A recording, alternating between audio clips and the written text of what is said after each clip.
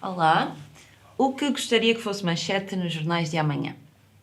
O fim das guerras, a guerra na Ucrânia, como é evidente, e que se resolvesse de vez o conflito no Médio Oriente. E acho que para isso era a questão de serem constituídos dois Estados. Por outro lado, também já agora gostava muito que o Sr. Trump fosse afastado, ou pelo menos perdesse a presidência dos Estados Unidos, porque é muito imprevisível o que pode acontecer, ou o que irá acontecer, se de facto as forças que ele representa tomarem o poder. A nível português, ou desejávamos todos, que o novo governo reconduzisse Portugal numa via de maior progresso económico, de maior justiça social e de menos fosso na distribuição das riquezas, que de facto é escandaloso o que se está a passar nesse campo. Fernando da Costa, jornalista, escritor. Eu aproveito já que estamos aqui a falar de jornais. Em algumas entrevistas que deu ao longo das últimas décadas, já desde os anos 80, se não estou em erro, que fala de uma crise sem precedentes no jornalismo. Ou seja, já nessa altura acreditava que o setor vivia uma situação difícil. Atualmente, e tendo em conta todos os cenários que se agravaram, como é que enquadra esta realidade? Esta decadência acelerou-se e hoje praticamente não há jornalismo. Inventaram uma coisa que é chamada comunicação social, que não sabemos o que é. São os comboios, são os telefones. Realmente o que é que será a comunicação social? Bom, para muitos de nós é uma espécie de guarda-chuva ou de guarda-sol, destinado a proteger todo o tipo de manipulações, de safadezas, de corrupções, etc. Sob esse guarda-sol, como é evidente, o conceito do jornalismo, ou seja, de uma atividade dedicada a defender os interesses do público, não tem grande lugar, e a pouco e pouco. E esta democracia foi altamente responsável, sobretudo a partir da década de 80, começou de facto uma depreciação do jornalismo, da palavra escrita, que é outra, que as coisas estão todas ligadas, para precisamente os poderes controlarem a informação, que sempre foi o sonho de todos os poderes. Numa antiguidade muito recuada, matava-se o mensageiro quando a mensagem não agradava aos poderes. Hoje, bom, em alguns sítios ainda continua a matar-se o mensageiro, mas como são mais civilizados, tenta-se manipulá-lo, controlá-lo, põe-se a pão e água, que é para ele não poder respirar muito alto e para obedecer. E foi essa via, pela via económica, como vimos, que foi a grande descoberta que os poderes tiveram de controlar, de facto, a comunicação social e a cultura, etc. Nesse sentido, acredita que a democracia não foi benéfica para o jornalismo, ou pelo menos para a qualidade do jornalismo no nosso país? Bom, seria se fosse uma democracia a sério, mas como é uma democracia embusteira, filibusteira, não é? De muitos poderes oportunistas, com uma capa de democratas, tentaram foi impor a sua ditadurazinhas e os seus interesses, etc., como é evidente, e perdeu-se uma oportunidade única. Sob a tal capa de haver uma liberdade de opinião, de expressão, de facto há aparentemente, mas logo a seguir ela é sabotada. Aliás, antes do 25 de Abril havia duas censuras.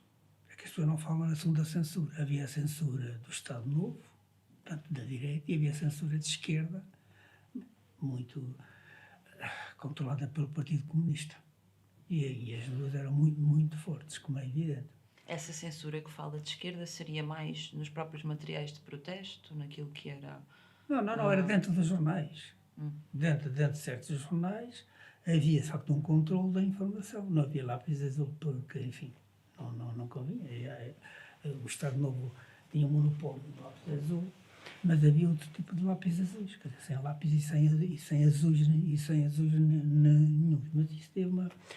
Isso tinha ou provocar uma reação da parte dos jornalistas, de luta permanente contra essas ditaduras.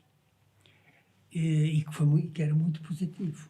De facto, víamos que a maior parte dos jornalistas empenhava-se com coragem, sofrendo até essas opções, para combater ou para contornar essas censuras.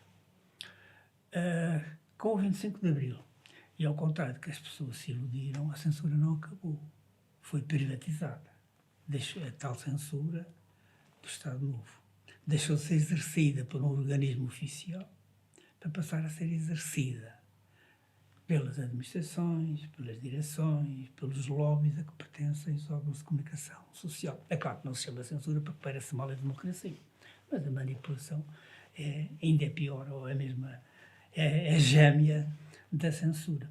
A outra censura de esquerda não só continuou, como engordou. Mas refere-se logo imediatamente à Revolução, quando houve as ocupações dos órgãos de comunicação? Logo imediatamente. Aliás, por ingenuidade dos capitães de Abril, houve uma decisão absolutamente fantasista, para não classificar de outra maneira, que foi entregar um de cada jornal, um cada partido político. Claro que ia arrebentando com os jornais. Felizmente conseguimos reagir. Depois os partidos políticos perceberam que isso diminuía a credibilidade dos jornais. E então passaram uma outra fase. Eu lembro perfeitamente dessa conversa com o Dr. Mário Soares, com quem falávamos abertamente sobre isso. E ele dizia, não, é mais eficaz comprarmos os jornalistas em vez de termos jornais. E assim fizeram. Por baixo da mesa começaram a comprar os jornalistas que se venderam. E é natural que muitos tenham vendido, porque não é só o estômago, não é só a carne que é fraca, a carteira também é fraca, não é? E então, muitos jornalistas passaram a receber, por baixo da mesa, 2 ou 3 vezes mais do que o ordenado pagavam, que recebiam nos jornais. E a coisa foi isso. Alguma vez lhe tentaram assim fazer não, infelizmente até essa grande dessa forma? Não, infelizmente até essa grande frustração, nunca ninguém me quis comprar, nem subverter. Eu até gostava de saber como é que era a reação. Nada, quer dizer, desconfiava, se calhar desconfiavam logo de mim, ou não lhes interessava, etc. Que não seria, achava que não seria possível. Mas voltando àquilo que estava a referir, sobre o jornalismo em período de censura oficial, conforme referiu. Os jornalistas eram mais combativos, tinham mais vontade de lutar, é isso? Hoje em dia perderam essa vontade? Perderam, foram disso. Para já, a profissão estava bem definida. Por exemplo, nas redações só podia haver 10% de estagiários, tinha que ter toda uma estrutura bem montada. Havia jornalistas, de facto, com uma grande carreira, muito cultos, ao contrário do que se dizem. Isso aqui há tempo estava num colóquio. E a ideia generalizada era que, antigamente, ou antes de 25 de Abril, os jornalistas eram todos analfabetos. E quando chegou a minha vez de falar, eu disse, de facto, éramos todos analfabetos. Olha, eu trabalhei com o analfabeto José Saramago, com o analfabeto José Cardoso Pires, com o analfabeto Urbano Tavares Rodrigues, com o analfabeto Ulisses Monteiro, etc., do Alberto Helder. É de facto uma data de analfabeto, ninguém sabia ler nem escrever. Pois eu dizia, o que vocês não sabem, nem ensinam nos cursos de comunicação, nem dizem às pessoas, é que os jornais tinham, de facto, um conjunto, uma equipa de grandes, ou de grandes jornalistas, de grandes criadores, de grandes escritores, de grandes pensadores, etc., que tinham. Mas, normalmente, essa gente, esses grandes nomes, não eram bons a colher informação. Então, havia indivíduos, esses sim, um bocado limitados culturalmente, mas que eram excepcionais a sacar, como a gente chama, informação. Eu lembro, por exemplo, de um Carlos Charneca, era genial. Eu ia com ele às polícias, eu não tinha jeito nenhum para falar com os polícias, nem para falar aquilo tudo, mas eles eram notabilíssimos a trazer essa informação. Ora bem, esses repórteres chegavam depois aos jornais com essas informações, que depois eram trabalhadas pelos redatores, etc. De maneira que tínhamos esse equilíbrio de uma informação original e muito autêntica, mas depois dada como deve ser, e escrevia-se muito bem Ou seja, nos podia jornais. ser separada a função de recolha de informação de redação do Era próprio texto. era um pouco, porque normalmente, às vezes, coincidia o indivíduo que sabia colher informação, também sabia escrever, sem dúvida alguma, mas era meio, quer dizer, a norma não era bem essa, a norma era outra, que era de facto muito interessante. Eu, por exemplo, uma vez estive no Der Spiegel e eles mostraram-me uma coisa muito curiosa. Acho que era 50% dos jornalistas eram formados em jornalismo nas universidades.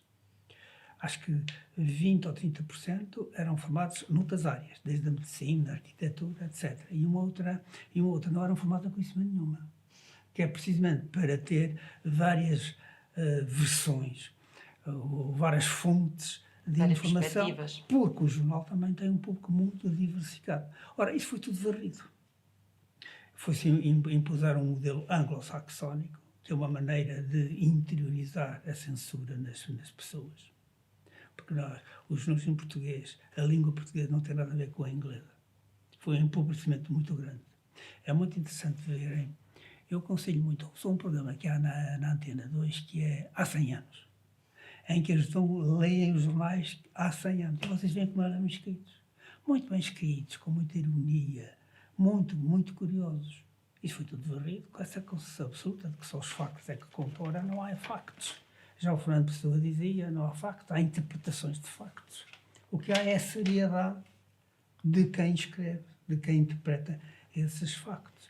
Daí que o jornalismo só pode ser valorizado e prestigiado se o jornalista for valorizado e prestigiado, que é o que não se faz.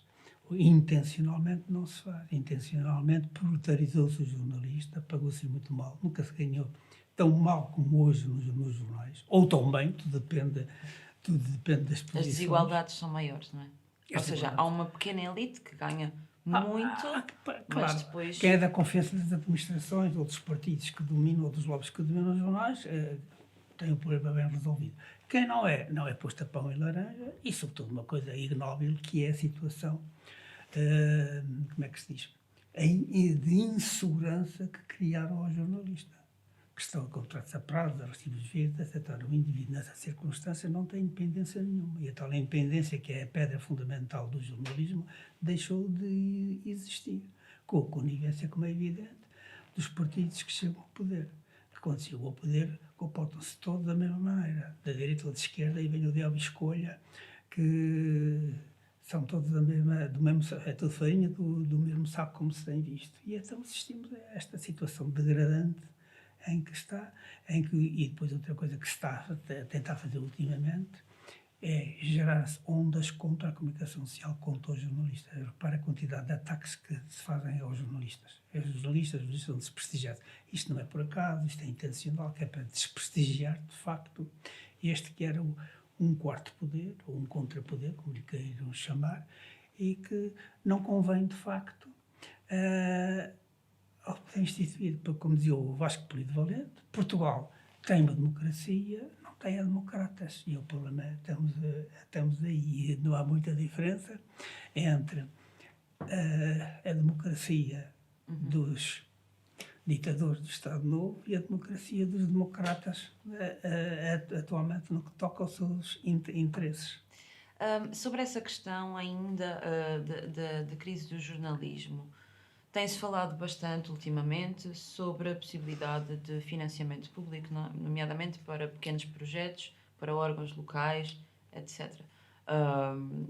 Órgãos sem fins lucrativos, enfim. Qual é a sua opinião sobre isso? Pois já que fala nessa questão do controlo e da censura, acha que é possível ter independência com o financiamento público? Será, tudo depende de quem se tiver capacidade de decidir.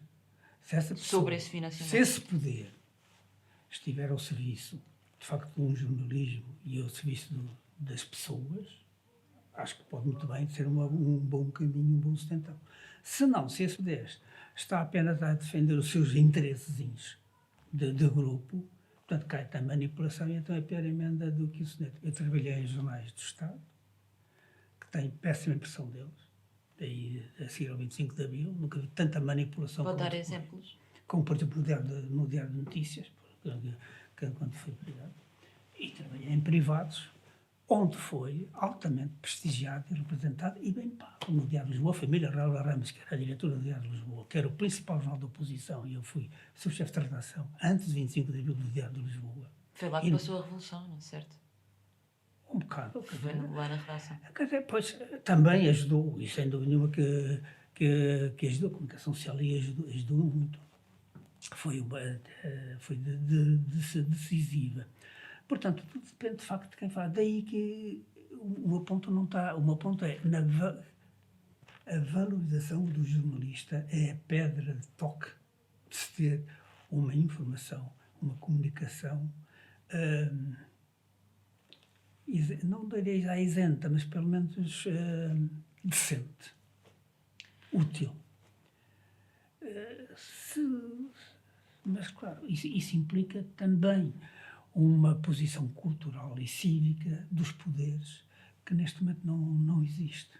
Nessa altura, os poderes estão completamente costas voltadas para o interesse do grande público, a não ser agora nas eleições. Mas veja, agora que houve estas eleições, vimos as campanhas eleitorais de todos os partidos políticos, nenhum partido político levantou o problema da cultura, levantou o problema da informação, levantou esses problemas, nada, andar com tricas, com interesses entre uns e outros. Olha, o que é que vai esperar disto? Não sei. Eu, pelo menos, não espero nada, mas sou um bocado cético. Já que fala nisso, não deixa de ser, vou dizer, caricato. Nos 50 anos da democracia, assistimos a um resultado eleitoral que tem vindo a ser interpretado como um grito de protesto de uma parte significativa da população. Concorda com esta ideia? Com certeza. É um Quem protesto. criou o Chega foi o Partido Socialista, como é óbvio. Ao não corresponder àquilo que as pessoas pensavam, as pessoas ficaram frustradas, como é evidente, ficaram indignadas, ficaram desesperadas, e quando assim a pessoa não utiliza muito a cabeça, utiliza mais as emoções. E a vingança, como é óbvio, o que está a passar é que estas políticas seguidas, a batota que se faz, depois paga-se. Vem a fatura para pagar, e o que está a passar-se com o advento, outra vez, de uma direita mais extremista, ou mais radical, ou como queiram chamar, é consequência também de uma esquerda radical, é consequência de toda uma burla que foi feita em termos políticos, etc. E os pobres dos jornais, ou os jornalistas, refletem isso, porque estão completamente maniatados. Porque, olha... Acha que os jornalistas não têm também uma parte da culpa, entre aspas, tem sido feita essa crítica, porque talvez tenha havido uma atenção desmedida em relação a esses partidos? Essa é uma grande pergunta. Eu não quero julgar ninguém. Eu não posso pedir. Uma vez, num congresso de jornalistas, no tempo do general Yanes, que foi um homem excepcional para nós, ele disse-nos uma coisa: não queiram ser heróis todos os dias. Olha, eu também não vou dizer aos jornalistas para serem heróis, porque não vão conseguir. É fácil, se se paga o que se paga hoje aos jornalistas, na situação em que eles estão de total insegurança, de violência psicológica, não se pode exigir nada. Não temos esse direito, porque isso é o resultado de toda uma situação criada. Deixa-me só dizer uma coisa, a propósito de censuras. Um dos espíritos mais ousados foi de Natália Correia. E ela tem um texto notabilíssimo que ninguém conhece, a quem ninguém liga, que devia ser estudado em todo o discurso de comunicação social, em que ela intitulada assim: tão censurante é impedir de dizer como obrigar a dizer. Veja a subtileza disto. Ora bom, nas censuras corta-se. O pior que acontece hoje não é tanto o que se corta, é o que se obriga a dizer. Ou seja, nas redações, o editor qualquer chama um estagiário que não tem qualquer defesa e diz-lhe: agora vai fazer, sei lá, meia página ou 20 minutos para a televisão ou para a rádio. Isto começou com a Casa Pia. A Natália Correia fez isto com o processo da Casa Pia. Sobre o processo de Casa Pia. E depois o que a gente vê? Vê o pobre do jornalista ou da jornalista chegar junto de um fã qualquer, com com o microfone, fazia perguntas absolutamente tolas. Mas eu, no lugar dela, também não sabia fazer perguntas mais inteligentes. Porque fazer isso é uma violência que está a fazer contra esse indivíduo, que está indefeso, porque os jornalistas que fazem parte já que estão estruturados e defendidos não aceitam isso, mandam passear. Por isso é que eles estão todos empratelados, ou foram empratelados e postos fora de circulação. Ora, é o que está a passar. E o que é que isso gerou? Estas tais fake news que hoje toda a gente fala. Hoje 80% da informação é aldrabada. Não tem Ou seja, qualquer mas acha suporte. que isso também tem a ver com essa procura pelo soundbite, pela aquela última frase relativa a um caso mediático ou um político Pois mediático, e isso vai originar depois também desinformação? É isso? É um bocado, porque repara, a informação tem que ser de facto escrutinada, tem que se ouvir as várias partes, tem que haver tempo. Ora, hoje as redações. Eu tive no teatro de que havia 100 e tal de jornalistas, acho que há 7 ou 10 ou não sei o quê. Diário de Notícias? Diário de Notícias. Ora bem, como é que 7 ou 8 indivíduos podem fazer o jornalismo? Muito para fazer uma notícia como é feita, perde uma tarde para fazer. Portanto, se não tem tempo para fazer isso, tem de inventar. Não pode contactar ninguém, não pode comprovar coisa nenhuma, e é tudo alimentado de propósito para ser manipulado. Ou seja, eu poder ter a concepção que o jornalista é uma espécie de motorista do seu Mercedes. Eu dou dessas ordens e levo ao carro segundo os interesses do senhor do poder. Se é este tipo de jornalismo que querem, de facto, ele acabou. E estamos, de facto, a assistir a uma situação dessa que depois é compensada pelas redes sociais. As redes sociais têm, como tudo, prós e contras, como é evidente. Também são muito vantajosas, porque estão a dar voz a setores da população que, de outra maneira, não tinham voz nenhuma.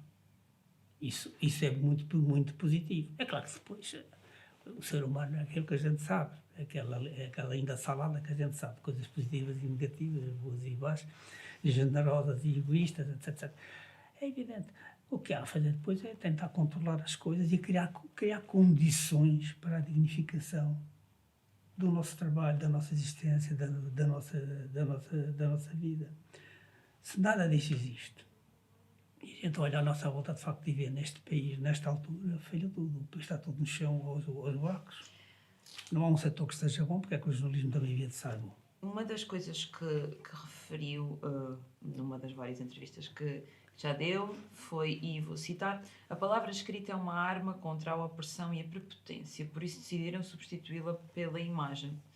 Ou seja, no fundo, esta situação e esta falta de democracia, segundo descreve, tem a ver também com esta sobrevalorização da imagem e do audiovisual. Olha, acho que é o Vargas Llosa que tem um texto onde diz que a escrita é o último baluarte da liberdade.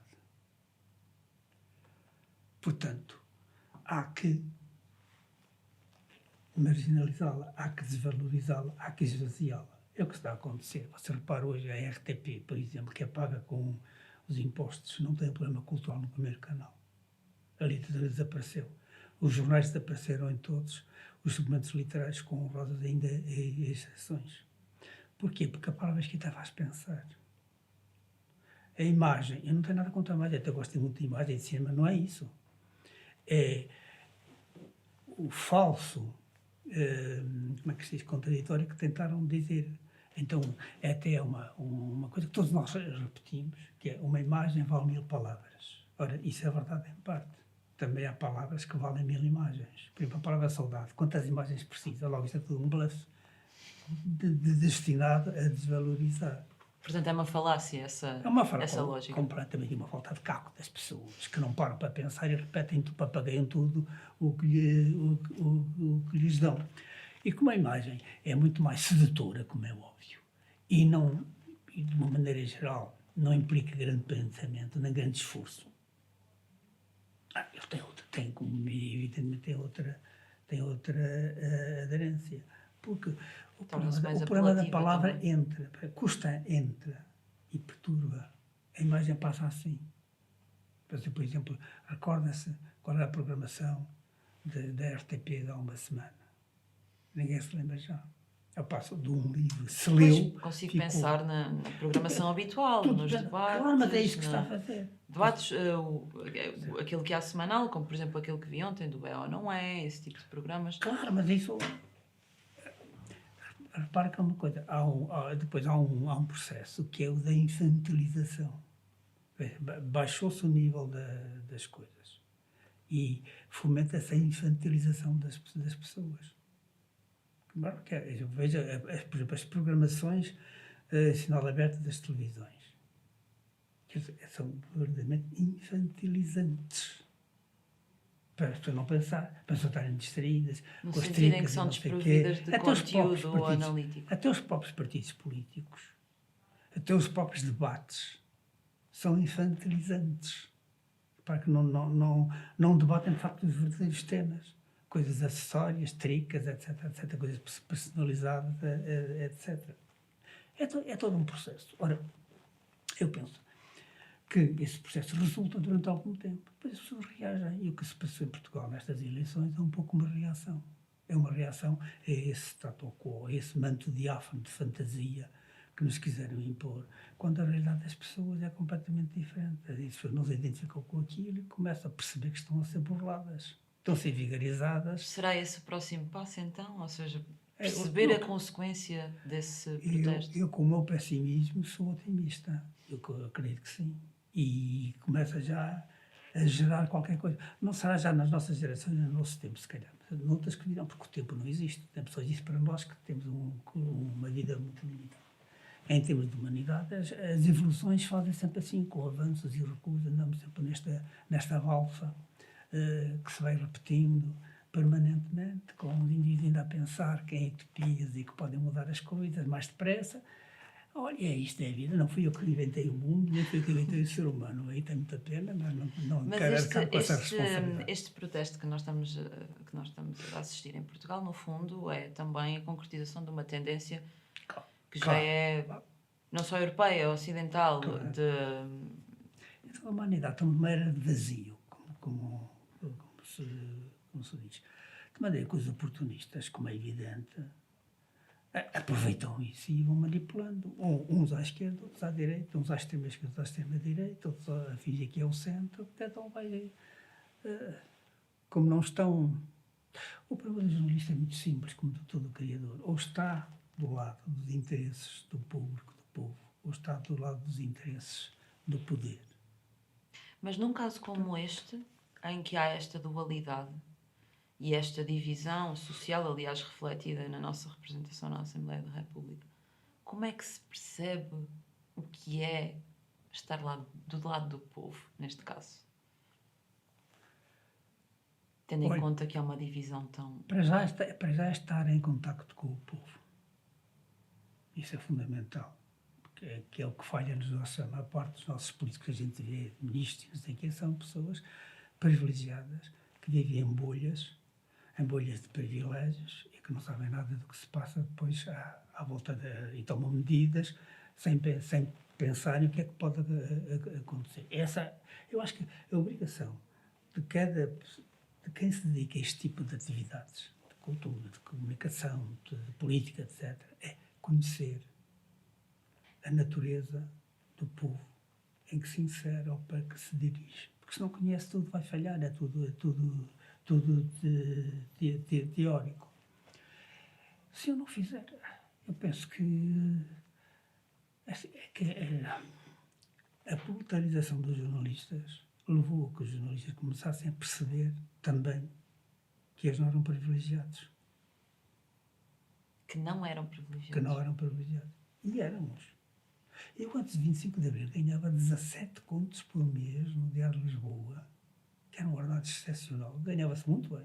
E pelo que sei, não trabalhava... trabalhava cerca de 5 horas, correto? Esse é outro aspecto que era muito interessante. Eram muito divertidas as redações. Entrávamos às 8 da manhã, estávamos ali uma hora a dizer mal de Salazar, foi por isso que eu nunca mais caiu. Depois as redações eram povoadas pelos grandes escritores, grandes artistas, faziam quase tertúlias evidentes, etc. Depois à meia da manhã saímos e íamos para os cafés. Porque, Para a brasileira, não é? sobretudo ali para o Chiado, com a brasileira, que era um ponto de referência, porque as coisas sabem-se nos cafés, não é dentro dos jornais. E era daí que tirava grande parte também. Ali eu te cheguei a encontrar o Almirante Américo Tomás, que era um homem muito simpático, que dava umas coisas, etc. Depois, ao fim da manhã, chegávamos aos jornais, a gente mais ou menos sabia como é que os sensores funcionavam. Então, de certo jeito, iam-se fintando. À 1 da tarde estávamos lá fechados, íamos à vida, tínhamos a vida toda pela frente. Por lá está, porque o jornalista tem de ter cultura, tem de ter esse contacto, tem de ter vivido, não pode estar amarrado a uma secretária, é uma coisa que me tinha muita impressão ultimamente. Era o diretor dos órgãos do Estado estarem muito preocupados porque os jornalistas andavam na rua, queriam os jornalistas todos ali encavoados. Mas aqui não é aqui que se faz jornalismo, que conceito é que vocês têm? Então, é sempre assim. Isso também vem muito daquilo que é Também a outra- percepção do que é trabalhar e do que é Ora, desempenhar essa exatamente. função. É que a questão do contacto, da preguiça, chamada preguiça, dá muito trabalho e é muito enriquecedora. É a base de todo o conhecimento. O contacto é a base do conhecimento nestas profissões, profissões criativas. E o jornalismo é uma profissão criativa. Eu considero o jornalismo uma disciplina, como o Batista Bastos e outros grandes jornalistas, uma disciplina da literatura. Aliás, nos Estados Unidos já há cursos de jornalismo intitulados Jornalismo Literário.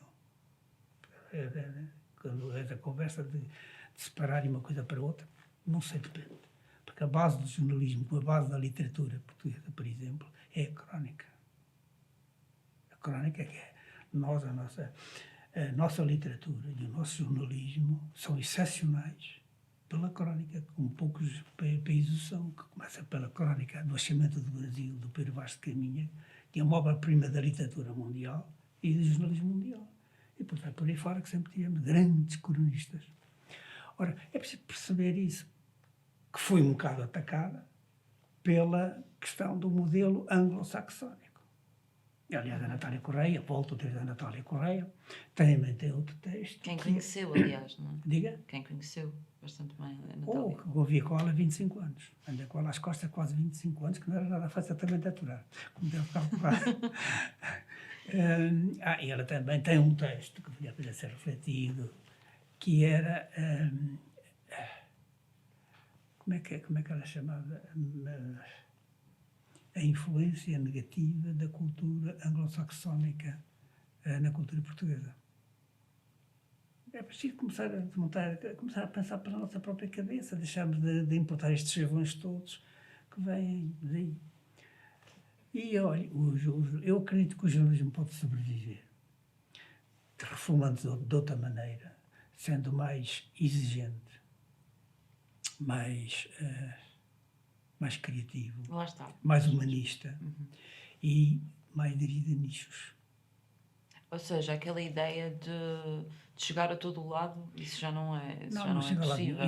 Isso Tem que se segmentar. Isso aí tem as televisões, a internet, não sei o quê, que cumprem esse papel e cumprem bem, sem dúvida nenhuma, para poder que sejam um bocado reguladas, etc. Outros não, porque repara, hoje ninguém compra um jornal para ler notícias. Desde que uma pessoa acorda. Até cada mês está sempre a ser bombardeado por notícias. Então hoje queria comprar um jornal para que essa enxurrada, para que alguém perspectivasse essa enxurrada de notícias. Mais numa intenção de análise, de compreensão. Não? Exato. Mais do que saber os factos, compreendê-los. De ligações. Porque eu não tenho condições para isso e isso é o jornal. Ora, quando os responsáveis pelos jornais perceberem isso, acho que pode-se dar um salto em frente. Só que o problema hoje dos responsáveis dos jornais, quem é que hoje está nas direções de órgãos de comunicação social? Não são pessoas que estão lá pela sua competência, estão lá pelo seu cartão partidário, fidelidades a grupos, etc, etc. Já agora, pergunto, sobre essa questão partidária, pergunto qual é a sua opinião sobre um jornalista assumir uma tendência, uma simpatia política. O que é que pensa sobre isso? Deve ou não assumi-lo? Se eu assumir frontalmente, clarificou. Eu sou deste partido, eu tenho essa ideia, não sei o quê, mas depois isso não pode interferir no trabalho que está a fazer. Isso acho que sim, que pode ser. Todos somos humanos, todos temos as nossas opções, a nossa sensibilidade. Sim, isso desde que eu assuma. Se eu assumir, acho bem. Isso não afeta a credibilidade do seu trabalho?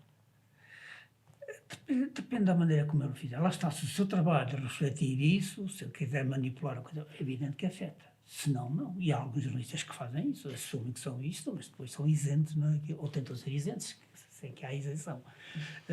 O máximo de isenção possível. Isso tem conseguido, sem dúvida nenhuma. Isso aí, ora, seja que acontece. É lá está, só não podemos meter tudo no mesmo saco. Agora, voltando um bocadinho a esta questão política, quando estava na Europa, parece que teve a oportunidade de privar com António de Oliveira Salazar, e sobre quem até, inclusive, escreveu bastante. Vê alguma semelhança com ele e os líderes populistas da atualidade? Não. O Salazar não era um populista. Não? Não. Até era um elitista. Não, isso não era. Por isso é que ele não gostava da democracia. Dizia que a democracia nivela por baixo e ele era exigente, etc. Depois eu estava na Europa Press e o Salazar, nessa altura, recebeu a imprensa estrangeira por causa da questão colonial, sobretudo. E eu fui lá. A minha família era da oposição, até ia cheia de medo de chegar que lhe diga. Eu era muito constrangido que lá fui. E encontrei um senhor extraordinariamente educado. Muito educado. Atencioso até. Frio e tal, mas atencioso. Não o sentiu na defensiva ou não sentiu nenhuma hostilidade? Não. Sabe que havia vários Salazares. Havia o Salazar político, isso aí. Cada um sabe o que é. Mas depois havia o Salazar intelectual. E que era um homem interessante, um homem com uma grande cultura, um grande conhecimento, e sem dúvida nenhuma. Não, mas, quer dizer, é sempre difícil porque uma pessoa daquelas requeria um convívio maior até para tentar perceber essas facetas todas que ele tinha. Lá está. O segredo dele, o êxito dele, devia-se ao profundo conhecimento que ele tinha da natureza humana. Ele sabia muito bem como o povo português funcionava, de maneira que sabia puxar as rédeas, alargá-las, sabia muito bem equilibrar e ir equilibrando isso. E acha que os líderes atuais não têm esse conhecimento? Não têm esse conhecimento, de maneira nenhuma. É o grande falhanço atualmente, até está nisso, não têm esse conhecimento, não se esforçam por ter e já não conseguem, porque isso vem desde pequenino. É preciso ver o trajeto do Salazar, o trajeto dessas pessoas assim, como o do Aquilino Ribeiro, o trajeto desses grandes vultos que marcaram o século XX português. É preciso ter esse ter participado nisso tudo para tentar entender, porque o povo português, o que mais dizia que a característica principal do povo português era a inveja. O professor Cristina da Silva dizia que é a manha. Ora, se juntar as duas, dá esta salada que nós somos. É muito complicado lidar com esta gente. Isso eu percebo que ser também político e dirigente não é coisa fácil. Porque são uma cambada de manhosos e de invejosos. E, portanto, muito dissimulados. E porquê? Preciso tentar entender. É que o mal português, e o Eduardo Lourenço levantava isso muito bem, o mal de Portugal não foi o fascismo do Estado Novo, se é que o fascismo do Estado Novo. Há quem diga que nem foi fascismo no sentido intrínseco são questões semânticas. Era autoritarismo, para coisa. Sim. Não. O mal português não foi o mal português, foi a Inquisição. A Inquisição que nos quis tirar a alma para nos pôr um artefacto no lugar da alma. E ainda temos sequelas disso. Aliás, veja, muitos dos que estão no poder aí comportam-se como pequeninos inquisidores. Se tiverem poder ainda mais superior, só nos mandam para a fogueira se tiverem falta de lenha. Mas diz isso no sentido de também incutiu em nós uma autocensura? É claro, nesse sentido que... Claro que foi. O problema é mesmo esse, incutir uma autocensura, com um papel altamente nefasto, portanto, da religião, das religiões, que no fundo são especializadas nisso, em autocensurar as pessoas, em incluir... Mas também era por esse motivo que eu fazia a questão de se encontrava semelhanças com Salazar, porque o Salazar tinha a questão católica, era prevalente. E hoje em dia já parece que há uma certa tentativa... O Salazar não era católico, o Salazar perdoou a Felzinho de 5 anos, ele não cantava em Fátima, não teve relações com a estrangeira durante quase toda a vida, só se encontrava 2 vezes por ano. Mas os valores até vertidos na Constituição eram católicos? Olha, há uma situação que me foi contada pelo Dr. Manuel Lazaré, que era um médico muito amigo de Salazar, é um homem muito divertido, muito engraçado. E um dia estava na conversa com o Salazar no Forte. E a certa altura o Salazar perguntou-lhe assim: ó, Dr. Manuel Nazaré, você acha que eu sou muito reacionário e fascista até? E o Manuel Nazaré, isto contou o Manuel Nazaré, e o Manuel Nazaré respondeu: olha, os seus inimigos acham que sim, e coisas muito piores. O Salazar entupiu, depois para um bocadinho respondeu: eu acho que não. O que se passa é que a maior parte do povo português é bastante reacionário e fascista até, e eu tenho de governar para eles e com eles, porque se eu não fizer eles mudam-me. Portanto, aí percebe a diferença. Uma coisa era o Salazar, ele acreditava a política que tinha de fazer. Não, é preciso começar a entender essas sutilezas, como o homem já morreu há 50 anos, não é? Acho que já faz parte da história, portanto, devemos começar a analisar estes problemas, até porque foi muito importante. Mas, apesar de, pronto, já faleceu há muito tempo, mas a verdade é que parece que se perde um bocadinho a memória do que é que foi o regime, especialmente para a população. Então, no outro dia, eu estava na redação do Público, ainda fazia parte do Público. O Vicente Silva perguntou a um estagiário para não sei o que mais, perguntou-lhe uma coisa sobre o Salazar e perguntou-lhe quem é o Salazar. E ele respondeu: foi o último rei de Portugal. Portanto, já perceber que a memória se perde, é óbvio que se perde. Isso aí. E como também uma das políticas seguidas é contra a memória, apagar a memória. A maior parte desta gente que está aqui hoje pensa que Portugal começou com eles. Esquece que Portugal é o país mais antigo da Europa em termos de fronteiras definidas, vai ser daqui a pouco 1000 anos. Daí o povo português, para sobreviver, tem a ser muito manhoso, porque ele percebeu logo muito cedo. Se a gente diz na cara das pessoas o que pensa delas, está lixado. Vai para lá, vai para a fogueira da Inquisição, às galeras, vai pagar ao desemprego, às prateleiras, tudo isso. O que é que há a fazer? É com papas e bolos, só enganam dos tolos, neste caso, os poderes. Daí o português nunca dizer que nem que sim, nem que não. Diz um ninho que é para ir sobrevivendo. Mas isso ainda continua e está sendo acentuado. O Saramago tem uma crónica. Eu lembro muito bem com o Saramago. Conhecia o Saramago desde antes da Era de Cristo. Se não estou em erro, corrija-me se estou errada, trabalhou com ele no Diário de Notícias. Notícias. Diário de Lisboa. Diário de Lisboa. Não, essa história da notícia não estava. Estava no Diário de Lisboa. E o Saramago tem uma crónica em que ele diz assim: sobre a democracia portuguesa, sobre a vigariça da democracia portuguesa. Imagine que isto que é uma mesa com vários pés. Só um pé que é democrático. Você só interfere no pé democrático quando há eleições. No resto, no pé da justiça, não mete prego na estopa. No pé da economia, não mete prego na estopa. No pé da comunicação social, no pé da cultura, não é nada. Você é completamente alheio a isso tudo. Tem que fazer o que determina o centro da mesa. Só nesse pé. E esse pé é um bocado aldrabado, como a gente vê. Falava da questão de Deixa-me só dizer, sim. Aí há uma mulher que tentou ultrapassar isso, que foi Maria de Luz de Pintaciolo. Aquela dizia: a democracia é um ponto de partida, não um ponto de chegada. Por isso é que a cilindraram. Pois era o que eu ia dizer, também não teve grande hipótese, porque ela pouco tempo lá esteve. Não, porque o cara propunha que era uma alteração da democracia, uma evolução da democracia, isto estragava todo este status quo estabelecido, todos os interesses. Mas é que ela foi varrida como é evidente. Mas ficou o pensamento dela, o exemplo dela, ficou. E pode ser muito útil até em termos de futuro, quando neste país parar para pensar e para realmente reformar aquilo que a gente pode ser. Temos que ir encontrar essas pessoas que nos pensaram, como a Natália Correia, o Agostinho da Silva, todos esses grandes pensadores, o Antero de Quental, o Antero de Quental, o António Sérgio, todos esses grandes vultos que foram pensando. Acha que já não há esses grandes vultos? Hoje, quer dizer, não diria que não há, eles estão recuados. Como percebem que não lhes interessa e que não são apreciados, não é? E que o palco foi invadido por um outro tipo de gente com o qual não tem grandes afinidades, eles recuam normalmente, porque não estão para ser agora andar ali a ser caneladas de quem está, de quem está no poder e nas decisões, etc. Não precisam ir recuo, que é um bocado o problema português. Vamos lá ver até, e que se reflete muito na política, não é?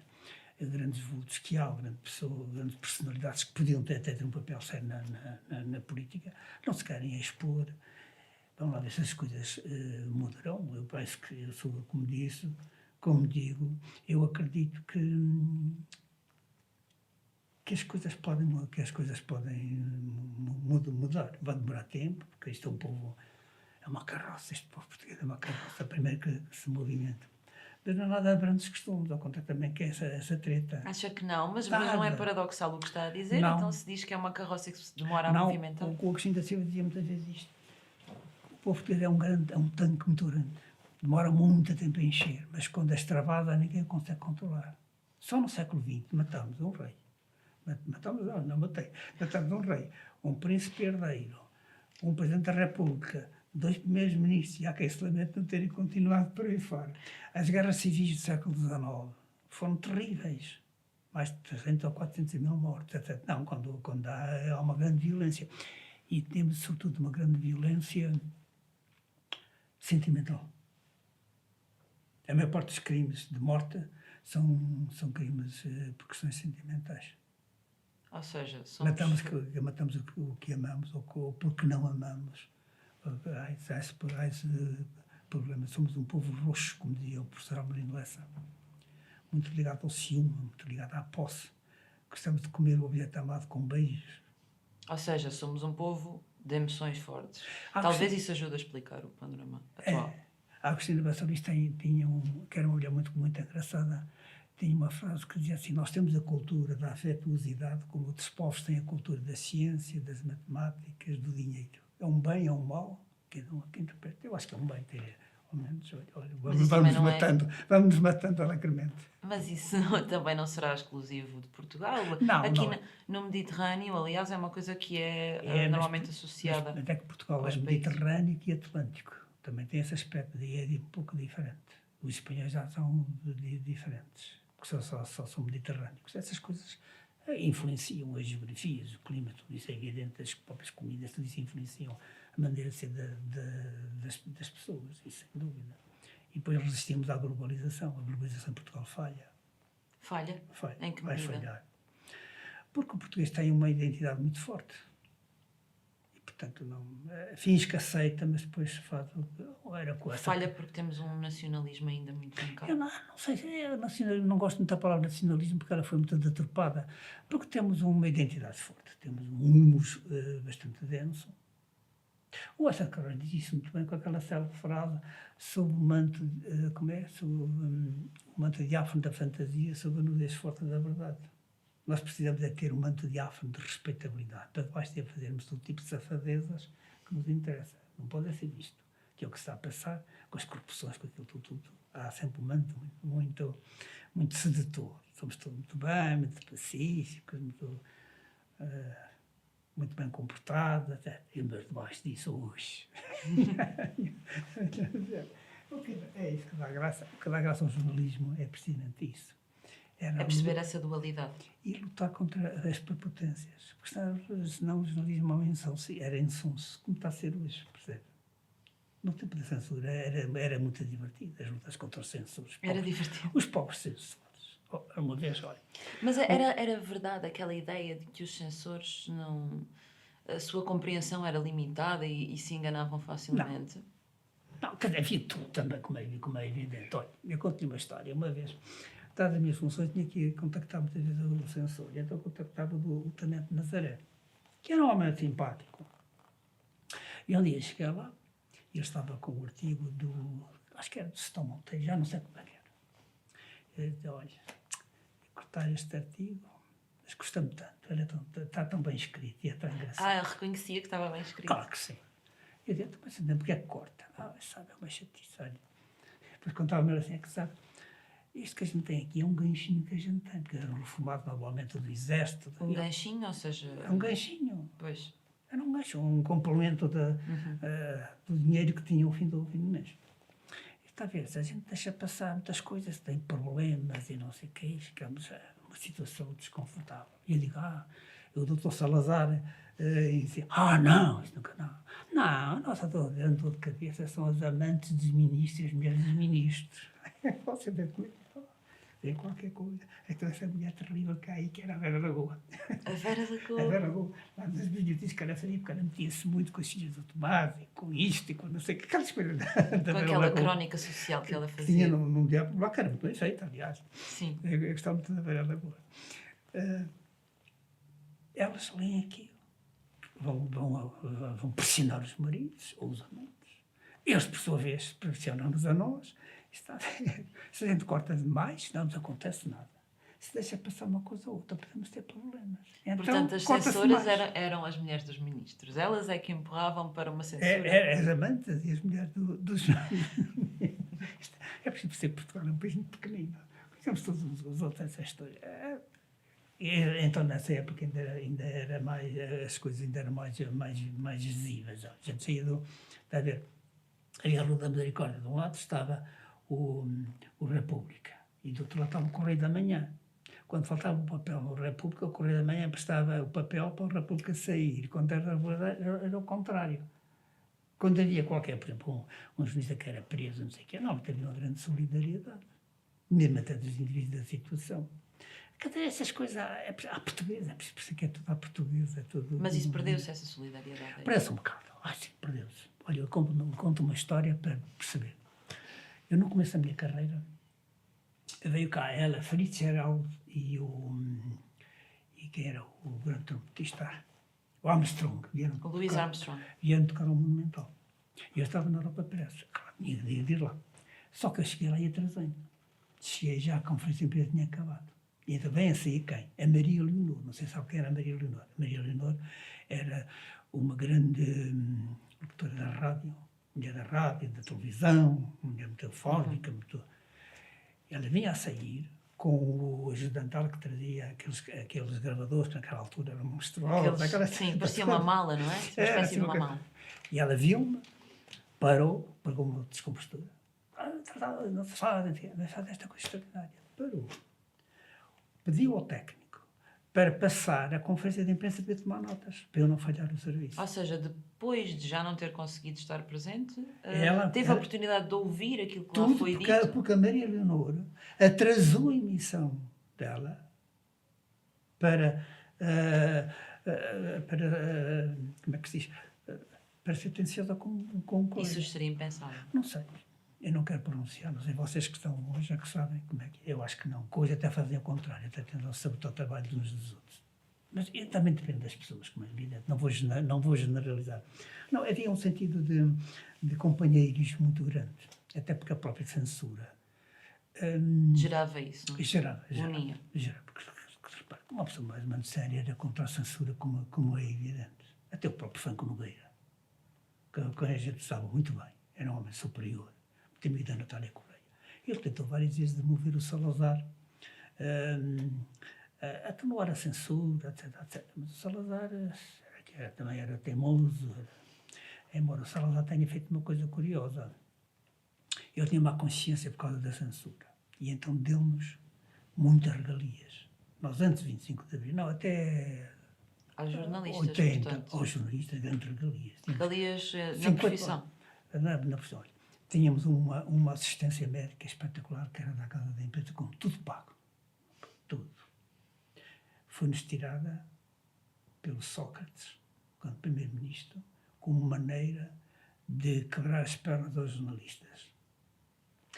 Tínhamos 50% em todos os transportes, aviões para todo lado. A Câmara Municipal de Lisboa deu terrenos para construir vivendas. Deu-nos. E há os bairros de jornalistas em Oeiras, em Carnaxide, em vários sítios, construíram suas vivendas que foram dadas. Havia tudo isso. A profissão estava bem organizada. É o que é preciso também dizer. Havia segurança, que coisa que não existe. Exatamente. Havia segurança. Claro que depois a censura também controlava, como a gente sabe. Pronto, mas havia isso. E nós, o que nos deu profundamente foi que é um governo do Partido Socialista que nos retirou todas essas regalias. E aí tem que referir o papel altamente corajoso da Maria Antónia Pala, mãe de António Costa, em luta contra o Partido Socialista, por causa e a defender essas regalias que o engenheiro Ela Sócrates... chegou a estar na frente da Caixa de Previdência. Foi, era também, presidente da Caixa de também Previdência, que tem um papel notável, tempo. bateu-se valorosamente, até fizemos greve, ainda era o Soares primeiro-ministro contra o governo socialista, etc, etc. E a Maria Antónia Paula aí foi uma mulher extraordinária na defesa dos interesses da classe e uma grande jornalista Sim, que ela tem. Fernando, estamos a esgotar o nosso tempo. Eu queria só questionar se me quer deixar uma reflexão final sobre o jornalismo, sobre a cultura. Olha, Um apelo, uma mensagem, o que quiser. uma vez estava com o Jorge de Sena numa conferência desta, não era um colóquio, e alguém perguntou ao Jorge de Sena para que é que servia a cultura. O Sena parou e depois disse: a cultura serve, e na qual o jornalismo é um pilar, a cultura serve para mostrar aos outros e a nós próprios que nós podemos ser melhores do que aquilo que pensamos ser. Ou seja, é a única via que o ser humano tem para progredir, para avançar e para se tornar melhor. Muito obrigada. Pronto.